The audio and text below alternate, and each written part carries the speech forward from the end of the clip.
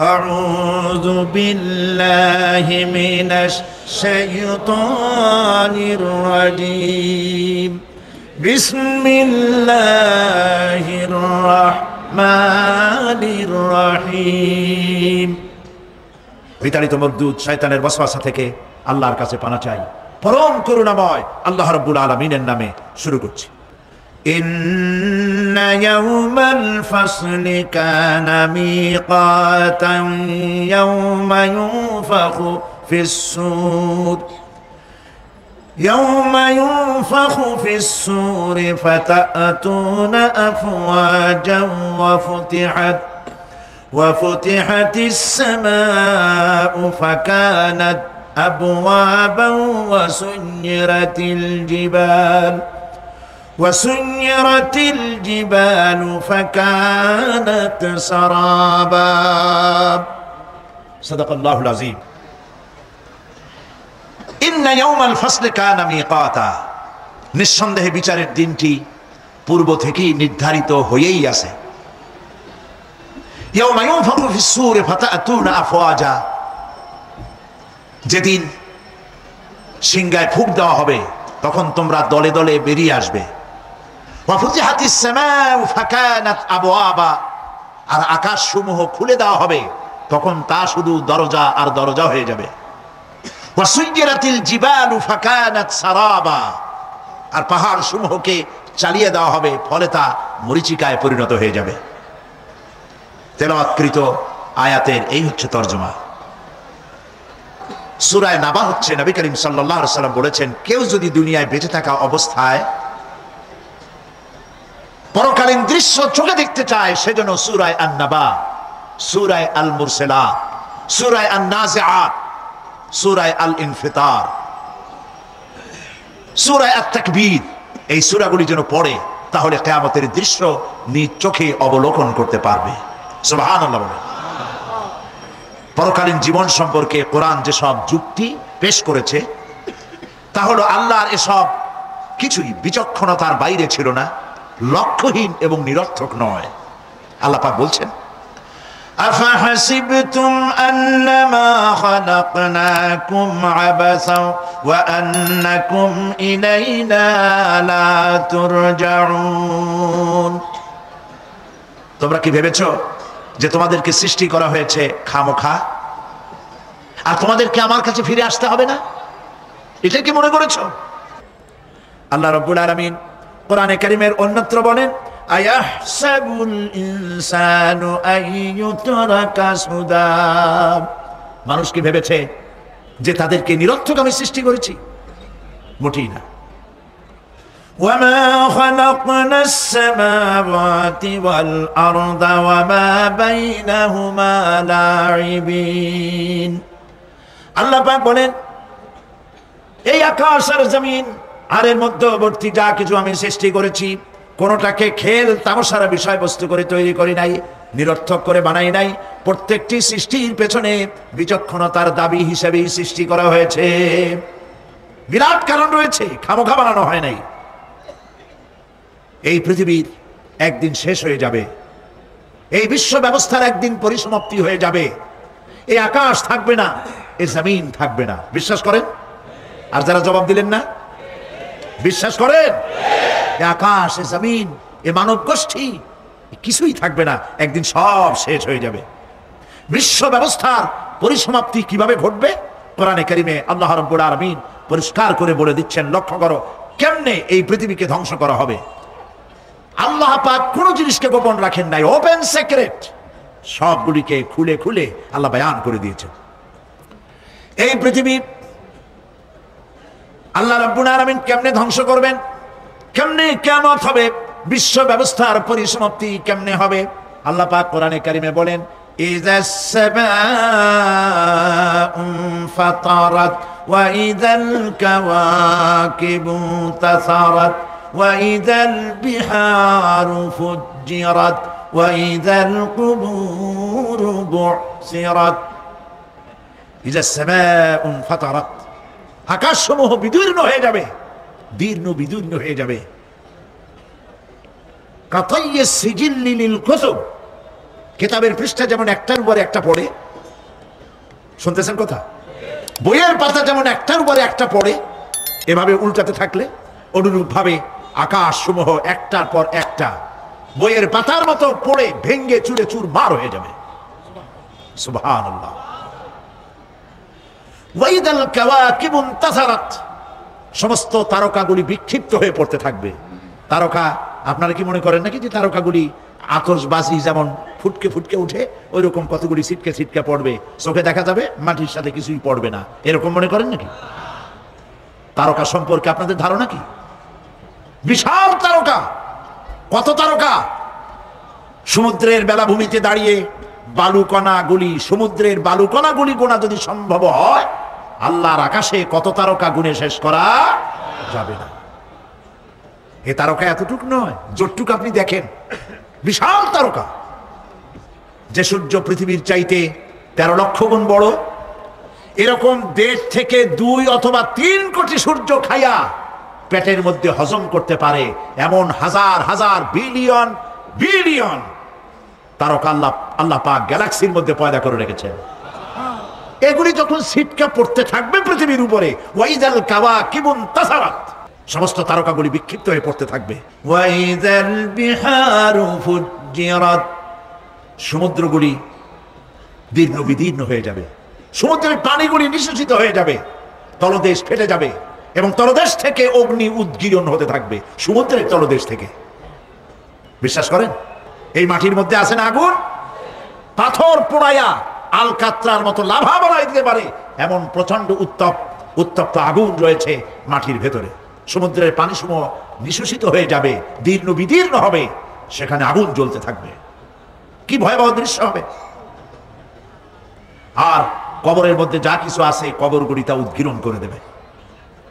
অন্য সূরার মধ্যে আল্লাহ পাক বলছেন, ইযাশ শামসু কুমিরাত ওয়া ইযান নুজুমু কাদারাত ওয়া ইযাল জিবালু সুজ্জিরাত, যখন সূর্যকে ঢেকে দেওয়া হবে, বিশাল সূর্যটা হারায় যাবে, আর তারকাগুলো বিপর্যস্ত হয়ে যাবে, পাহাড়গুলিকে চালিয়ে দেওয়া হবে। ফাইযান নুজুমু তুমিসাত ওয়া ইযাস সামাউ ফুরিজাত ওয়া ইযাল জিবালু নুসিফাত, যখন তারকা স্থিমিত হয়ে যাবে, তারকাগুলিতে কোনো আলো থাকবে না, আসমান বিদীর্ণ হবে, পাহাড় সমূহ উড়ে দেওয়া হবে। সুবহানাল্লাহ। পাহাড়গুলি উড়ায় দেওয়া হবে। অবস্থা লক্ষ্য করেন, আকাশ ভেঙে ভেঙে পড়তেছে, তারকাগুলি বিক্ষিপ্ত হয়ে পড়তেছে, সব সমুদ্রের পানি শেষ হয়ে গিয়েছে, সমুদ্রের তলদেশ ফেটে ফেটে অগ্নি উদ্গীরণ করে দিচ্ছে, সূর্য ঢাকা পড়ে গেছে।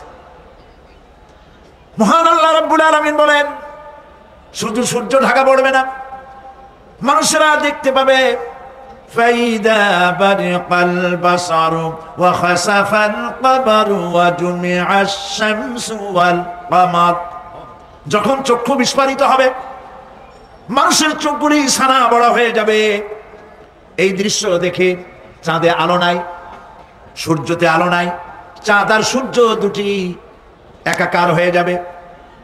আল্লাহ পাক বলছেন, ওয়া হুমিলাতিল আরদু ওয়াল জিবালু ফাদুক্কাতা দাক্কাতান ওয়াহিদা, জমিন আর পাহাড়গুলোকে এর মধ্যে সংঘর্ষ বাঁধিয়ে দেওয়া হবে, পাহাড়গুলি উঁচু করে মাটির উপরে আছাড় মারা হবে, একই আঘাতে পাহাড়গুলি চূর্ণ বিচূর্ণ হয়ে যাবে।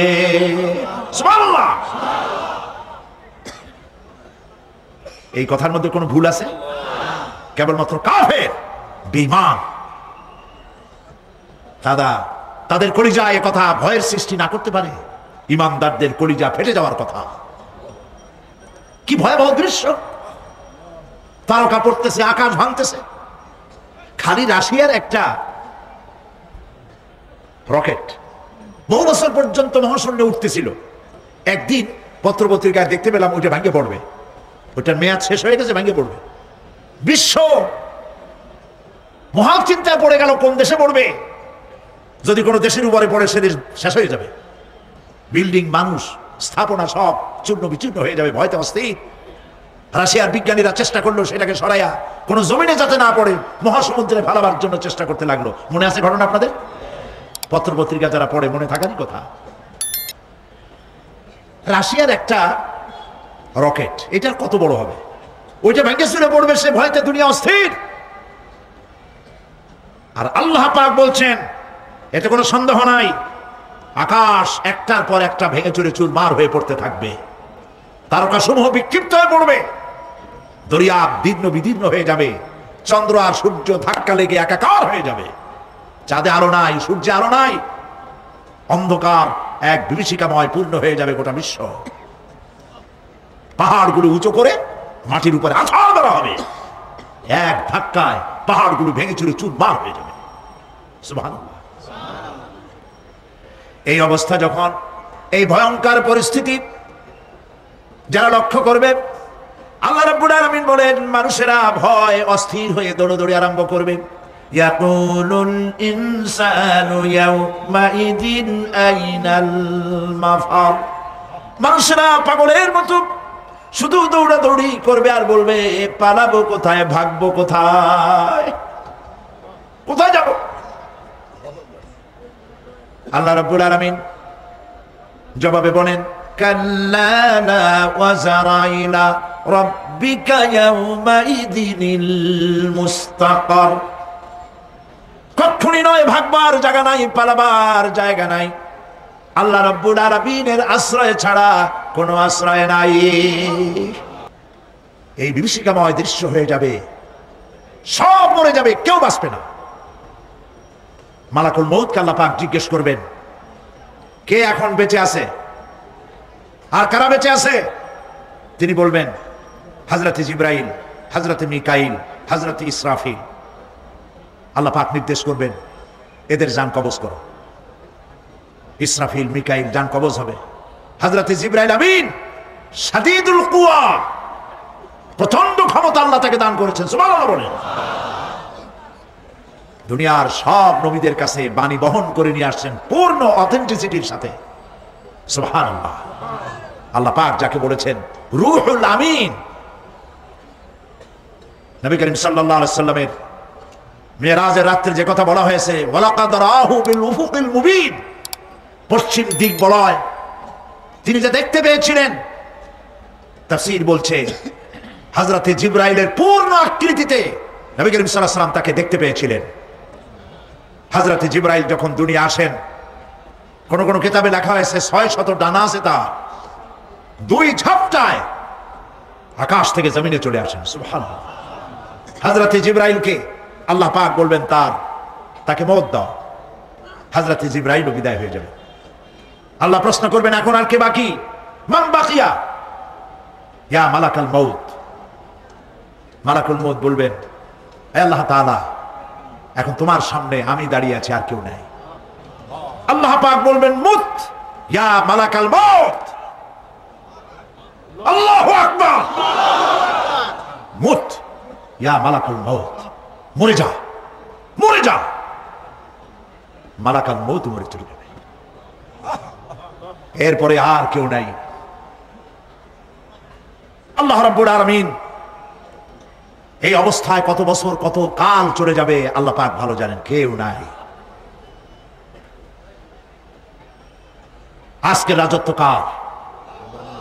আল্লাহ প্রশ্ন করবেন আজকে রাজত্ব কার? আল্লাহ পাক আওয়াজ দিবেন, বলবেন আজকে রাজত্ব কার? কোনো জবাব নাই, আকাশের নাই, জমিনের নাই, আকাশও তো নাই, কারো কোনো জবাব নাই। আল্লাহ পাক বলবেন লিল্লাহি ওয়াহিদুল কাহ্হার।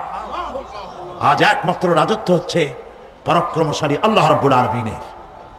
আল্লাহ পাক বলবেন ইয়া দুনিয়া আইনা শুজারুকি, হে পৃথিবী তোর গাছগুলা কই? ইয়া দুনিয়া আইনা জিবালুকি, হে পৃথিবী তোর পাহাড়গুলা কই? আইনাল জব্বারিন, স্বৈরাচারেরা কোথায়? কারো কোনো জবাব হবে না। আল্লাহ পাক এরপরে আবার মানুষগুলিকে চিন্তা করবেন, সুবহানাল্লাহ। ওয়াইজাল কুবুরু বু'থিরাত, যা কিছু মাটির মধ্যে লুকায়িত ছিল সবগুলি আল্লাহ পাক বের করে নিয়ে আসবেন। হাসরের ময়দান হবে, উপস্থিত হবে সমস্ত মানুষ। কেউ পলায় থাকতে পারবে না কোথাও। কুমিরে যারা খাইছে, বাঘে যারা খেয়েছে, আগুনে যারা পোড়াইছে, পানিতে যে পৌঁছে গেছে, পোকামাকড়ে যারা খেয়েছে, কোনো পথ নাই। সবাই আল্লাহর দরবারে উঠবে। পায়ে জুতা নাই, মাথায় কাপড় নাই, পরনে কোনো কাপড় চোপড় নাই, উলঙ্গ, উলাঙ্গিনী। উম্মুল মুমিনিন হযরত আয়েশা সিদ্দিকা রাদিয়াল্লাহু তাআলা আনহা নবী করিম সাল্লাল্লাহু আলাইহি ওয়াসাল্লামের জবান মোবারকে এটা শুনে কেঁদে ফেললেন। বললেন, ইয়া রাসূলুল্লাহ, আমারও কি সেই অবস্থা হবে? তিনি বললেন, হ্যাঁ। উম্মুল মুমিনিন বললেন, ইয়া রাসূলুল্লাহ, তখন কি আমার শরম হবে না? আল্লাহর নবী বললেন, কিয়ামতের এই বিভীষিকাময় দৃশ্য দেখে মানুষের দিকে তাকাবার কোনো হুঁশ থাকবে না। সব মানুষ উপরের দিকে তাকায় থাকবে, নিচে তাকাবার কারো কোনো ক্ষমতা থাকবে না। মানুষ অস্থির হয়ে যাবে। সেই হাসরের ময়দান বিচারক আল্লাহ রাব্বুল আলামিন প্রত্যেকটি মানুষকে তার কৃতকর্মের জন্য হিসাব দিতে হবে। আল্লাহ রাব্বুল আলামিন বলেন, পরকালীন জীবনের ব্যবস্থাপনাটা কেমনে হবে শোনো। ইন্নাস সামআ ওয়াল বাসারা ওয়াল ফুআদা কুল্লু উলাইকা কানা আনহু মাসউলা। কিয়ামতের দিন প্রত্যেকটি মানুষকে তার শ্রবণ সম্পর্কে, তার দৃষ্টি সম্পর্কে, আর অন্তঃকরণের কল্পনা সম্পর্কে প্রত্যেকটি ব্যাপারে আল্লাহ পাক জিজ্ঞাসা করবেন। কান দিয়েছিলাম, কি শুনেছ? যা শুনছো তা আমল করেছো কিনা? আমার নিষেধ করা জিনিসগুলি শুনছো নাকি? কানের জবাব দিতে হবে। কান আল্লাহ পাক দিয়েছেন, সুবহানাল্লাহ। আল্লাহ পাক দিয়েছেন কান। এই কান দুটো যার নাই, কান আছে শুনতে পায় না, কত বড় কষ্টে আছে সে। মানুষের চিল্লায় কথা কয়, সে বুঝেই না। আছে না এমন? এই কানের সম্পর্কে প্রশ্ন করা হবে, শ্রবণ সম্পর্কে, দর্শন সম্পর্কে প্রশ্ন করা হবে। যা দেখতে নিষেধ করেছি সেগুলো দেখছো নাকি? এর শুকরিয়া আদায় করেছো নাকি? দুটি চোখ, এর শুকর আদায় করা কি সম্ভব ভাই? আদায় করা সম্ভব? এই দুটি চোখ যদি না থাকতো, আমার গর্ভধারিণী মাকে দেখতে পারতাম না। এই সুন্দর চোখ দুটি যদি আল্লাহ না দিতেন, আল্লাহর এই সুন্দর সৃষ্টি দেখা থেকে বঞ্চিত হয়ে যেতাম। আল্লাহকে বলি, মনিব, হে বিশাল আকাশের মালিক, তুমি দয়া করে না চাইতে আমাদের শরীরে যা দিছো নিয়ামত, মৃত্যুর আগে সিনায় নিও না। দুটি চোখের শুকর আদায় করতে পারবো না। চোখের মধ্যে পানি আছে, কান্নার পানি না, সবসময় চোখে পানি আছে। চোখে আমরা পলক দেই না? কত কুদরত আল্লাহ পাকে। এই পৃথিবীতে দিনে রাতে অসংখ্য পলুয়েশন, রোগ জীবাণু সমানে উঠতেছে। এখন যদি মাইক্রোস্কোপ যন্ত্র এখানে থাকতো, তাহলে দেখতেন এই পরিবেশটা কত দূষিত, কত পলুয়েশন, কত জাম। এগুলি নাকের মধ্যে দিয়ে পেটে যাচ্ছে, চোখের মধ্যে ঢুকতেছে। ক্রমাগত চোখের ভিতরে ধুলাবালি ঢুকবে, আর পরিষ্কারের কোনো ব্যবস্থা যদি না করা হয়, চোখের দৃষ্টি নষ্ট হয়ে যেতে পারে। এই জন্য আল্লাহ রাব্বুল আলামিন চোখের ভিতরে মেডিসিন রূপী এক প্রকারের পানি রেখেছেন, আর অটোমেটিক চোখের পাতা ওঠানামা করে প্রতি মুহূর্তে চোখকে ক্লিন করে দিতেছেন। এই চোখ সম্পর্কে আল্লাহ রাব্বুল আলামিন প্রশ্ন করবেন, অন্তঃকরণ সম্পর্কে প্রশ্ন করবেন। জবাব দেওয়া সেদিন বড়ই কঠিন হয়ে যাবে। এই জন্য আল্লাহ রাব্বুল আলামিন দুনিয়াবাসীকে সতর্ক করে দিচ্ছেন। তিনি আরো বলছেন, ওয়ালাকাদ খালাকনাল ইনসানা ওয়া না'লামু মা তুওয়াসবিসু বিহি নাফসু ওয়া নাহনু আকরাবু ইলাইহি মিন হাবলিল ওয়ারিদ। মানুষ সৃষ্টি করেছি আমি, তার অন্তঃকরণে কি চিন্তা হয়, কি কল্পনা হয় তাও জানি আমি। আর আমি আমার বান্দার যেই সাহারাগের উপরে মাথাটা খাড়া আছে, এই রোগের চাইতেও আমি বান্দার বেশি নিকটে। আল্লাহ পাক গোপন রাখেন নাই, বলে দিচ্ছেন আমি কিন্তু এখানে আছি। সুবহানাল্লাহ। আচ্ছা বলেন তো আল্লাহ কোথায় আছেন? এটি একটি মুশকিলের প্রশ্ন। সাধারণত লোকেরা বলে আল্লাহ সব জায়গায় আছে। এই কথা, এই জবাব সঠিক নয়। আকীদা সাফ হতে হবে। আল্লাহ সব জায়গায় আছে এই কথা সঠিক নয়। যদি আল্লাহ সব জায়গায় থাকেন তাহলে দুনিয়ার সব জায়গা ভালো না, কিছু কিছু খারাপ আছে, তাহলে খারাপ জায়গাও থাকতে হয়। নাউযুবিল্লাহ বলেন। আল্লাহ কোথায় আছে এই প্রশ্ন আল্লাহরই করি। সওয়ালে মুকাদ্দারের জবাব, পৃথিবীর মানুষ আল্লাহকে প্রশ্ন করবে তুমি কোথায় আছো। রব্বুল আলামিন প্রশ্ন করার আগে জবাব দিয়ে দিয়েছেন, আর রাহমানু আলাল আরশিস ইসতাওয়া। আল্লাহ পাক আরশে আজিমে আছেন। কোথায় আছেন বলে এক আঙ্গুল আকাশের দিকে উঁচু করে বলেন আল্লাহ কোথায় আছেন? আরশে আজিমে আছেন। সুবহানাল্লাহ। তবে আরশে আজিমে আছেন যে অবস্থা এমন নয় যে তিনি সাংঘাতিক রকমের কুয়াশার কারণে বাংলাদেশে কি হইতেছে তা দেখতে পান না। সে আল্লাহ রাব্বুল আলামিন সব কথা পরিষ্কার করে বলেছেন আমি তোমার ঘাড়ের কাছে। তার মানে আল্লাহর ইলম, তার নজর, তার সামা এবং তার বসর, তার দেখা, তার শোনা, তার ইলম সবটা আমাকে ঘিরে আছে, আমি তার বাইরে নাই। আল্লাহ মানুষকে সতর্ক করতেছেন, মা ইয়ালফিযু মিন কাওলিন ইল্লা লাদাইহি রাকীবুন আতীদ। মানুষ এমন কোন কথা বলে না যা আমার ফেরেশতারা রেকর্ড করে না রাখে। যা করো তাও লেখা হয়, যা বলো তাও লেখা হয়ে যায়। দুনিয়ায় গোয়েন্দা বিভাগ আছে, আমার দেশে গোয়েন্দা বিভাগ আছে না? কি নাম কত দুই একটা আন্দাজে কইলো আছে। CID, DIB, DFI, army intelligence, কত রকম গোয়েন্দা আছে, কত বাহিনী আছে আপনি টের পাবেন না। পাগড়ি একটা বান্ধি আপনার সামনে বসা, আপনি বুঝবেন না যে আপনার আমলনামা রেকর্ড করতেছে ওখানে বসে। আপনি তো মনে করছেন দরবেশ সাহেব 6 সেল্লা দিয়ে আসছে, কিন্তু তিনি গভর্নমেন্ট অফিসার, আপনার সর্বনাশ করতেছে, আপনি টের পাচ্ছেন না। এটা যদি মানুষের রাষ্ট্র ঠিক রাখার জন্য দুনিয়ার সরকারের দরকার হয়, তাহলে আল্লাহ পাকের এই বিশাল সাম্রাজ্য রক্ষা করার জন্য আল্লাহর গোয়েন্দা বিভাগ নাই? আল্লাহ রাব্বুল আলামিন তার গোয়েন্দা বিভাগ কাজ করতেছি, আমরা বিশ্বাস করি না, আমরা বুঝতে পারি না, যার জন্য অন্যায়ের মধ্যে লিপ্ত হয়ে যাই। একবার আমি লন্ডন থেকে, লন্ডন শহরে রাত্রে যাচ্ছি, রাত 2টা-2:30 হবে। প্রতিমধ্যে রেড সিগন্যাল জ্বলল, গাড়িটা থামাই দিল, সামনে আর গাড়ি টাড়ি নেই। আমি ড্রাইভারে বললাম যে গাড়ি টাড়ি তো নাই সামনে, আমরা তো ইচ্ছা করলে যেতে পারি। ড্রাইভার বলল পারি, কিন্তু যাব না। কেন যাবেন না?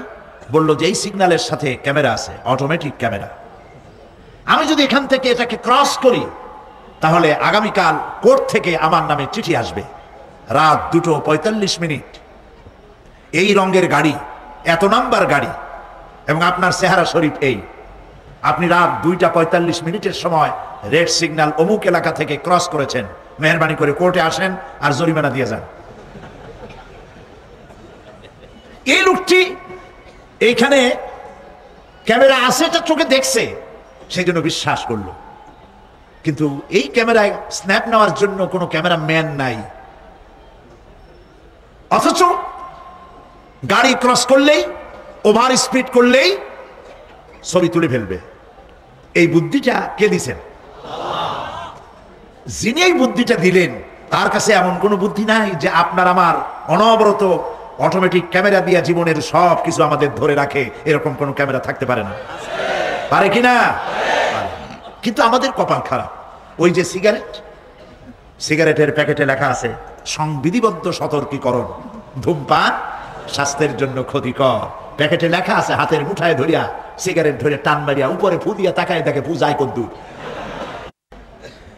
ওইখানে ক্যামেরার সাথে কোনো মানুষ নাই, ক্যামেরা আছে তাই বিশ্বাস করে, কিন্তু আল্লাহর ক্যামেরাগুলি চোখে দেখে না। ওখানে যেমন রেড বর্ডার আছে, আল্লাহ রাব্বুল আলামিন জীবনের প্রত্যেকটি মোড়ে মোড়ে রেড বর্ডার লাগাই দিয়েছেন। জেনা করো না, একটি রেড সিগন্যাল। মদ পান করো না, আরেকটি রেড সিগন্যাল। মিথ্যা কথা বলো না, আরেকটি রেড সিগন্যাল। অহংকার করো না, আরেকটি রেড সিগন্যাল।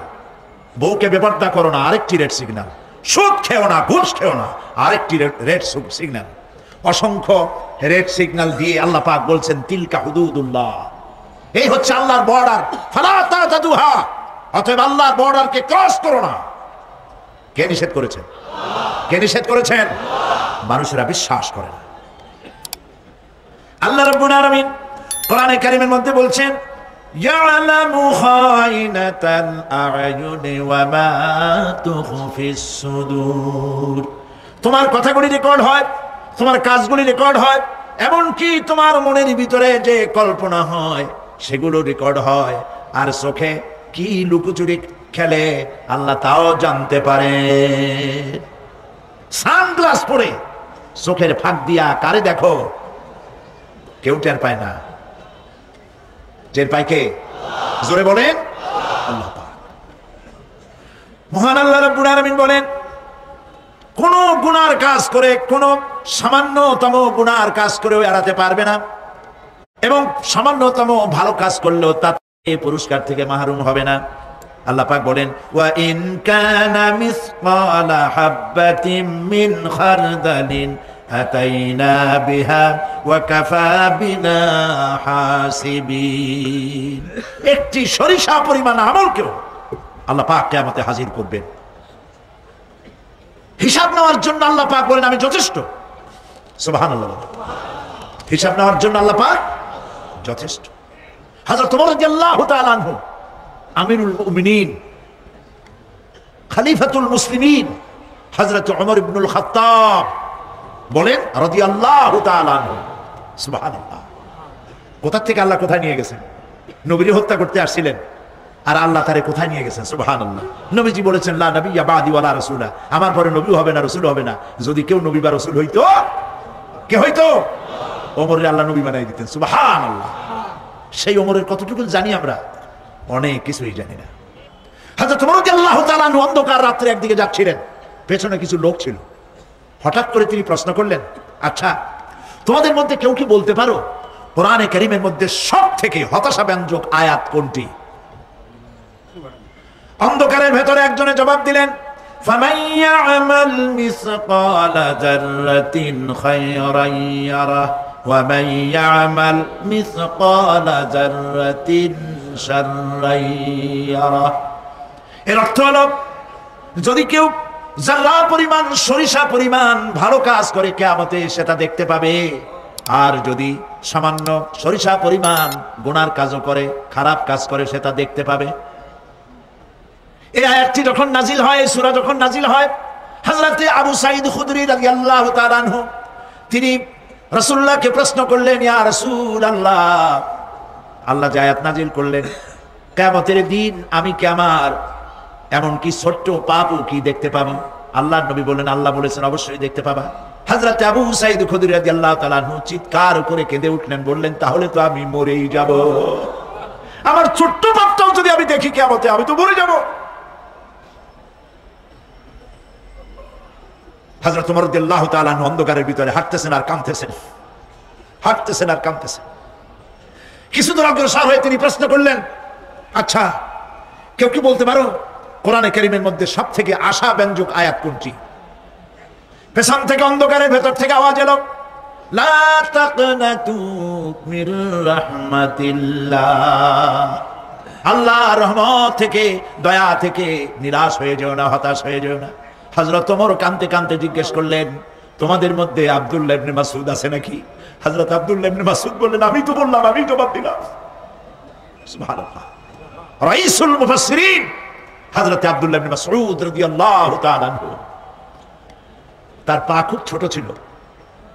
হাদিস শরীফে এসেছে, সাহাবীরা তার পা দেখে একটু মুস্কি মুস্কি হাঁটতেছিল, এত ছোট পা।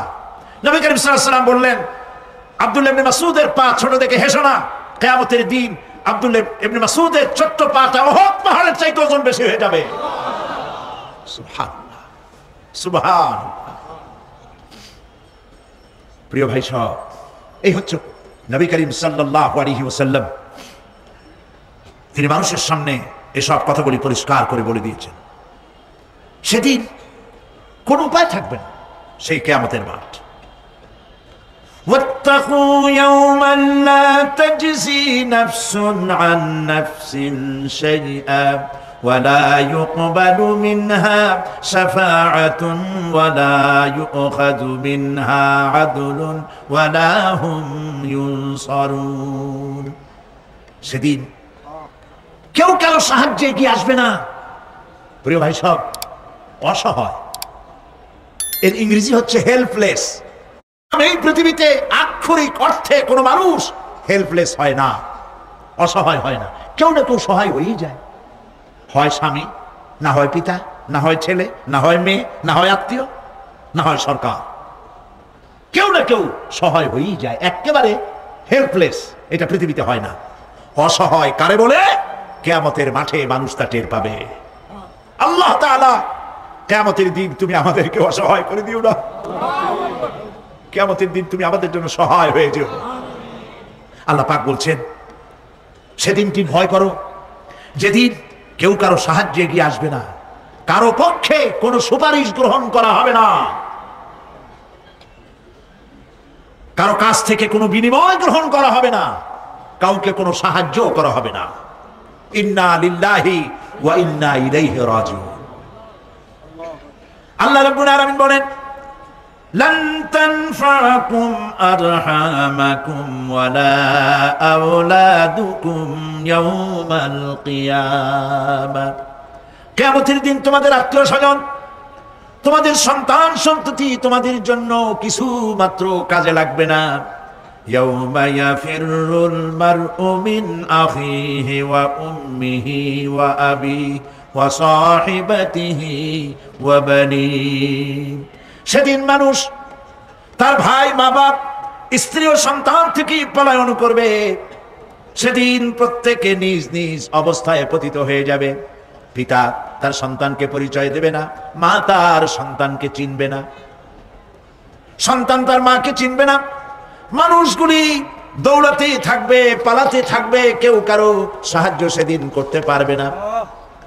আমার প্রিয় ভাইরা, সেই কিয়ামতে আল্লাহ পাক আমলনামা আল্লাহর আদালতে মানুষের সামনে পেশ করা হবে। পার্থিব জীবনে মানুষ যা কিছু করেছে কোনো জিনিস লুকায় রাখতে পারবে না, সব প্রকাশ পেয়ে যাবে। কিয়ামতের পূর্বেই আল্লাহ রাব্বুল আলামিন সব কিছুকে রেকর্ড করে রেখেছেন। আবারও বলছি, আল্লাহ পাক কোনো কিছু গোপন রাখেন নাই। কিভাবে রেকর্ড করছেন? ওয়া কুল্লা ইনসানিন আলজামনাহু তাইরাহু ফি উনুকিহি ওয়া নুখরিজু লাহু ইয়াওমাল কিয়ামাতি কিতাবান ইয়ালকাহু মানসুরা। প্রত্যেকের ভালো মন্দ কর্মলিপি আমি তার গলায় ঝুলাই দিছি। আমি তার জন্য কিয়ামতের দিন একটি কিতাব ওপেন করে দেব, গলায় ঝুলানো আছে। আজ বিজ্ঞানীরা আবিষ্কার করেছে মানুষের শরীরের মধ্যে ডিএনএর কথা। এই ডিএনএর মধ্যে সে কেমন হবে, তার প্রজ্ঞা, তার মেধা ইত্যাদি সবকিছু ওর মধ্যে ডিএনএর ভিতরে বিজ্ঞানীরা খুঁজে পাচ্ছে। আল্লাহ পাক মানুষের গলায় একটা টেপ রেকর্ডার লাগাই দিয়েছেন। সুবহানাল্লাহ বলেন। সেই টেপ রেকর্ড আমার এই যে বক্তৃতা ভিডিওতে ধারণ করা হচ্ছে, টেপে ধারণ করা হচ্ছে।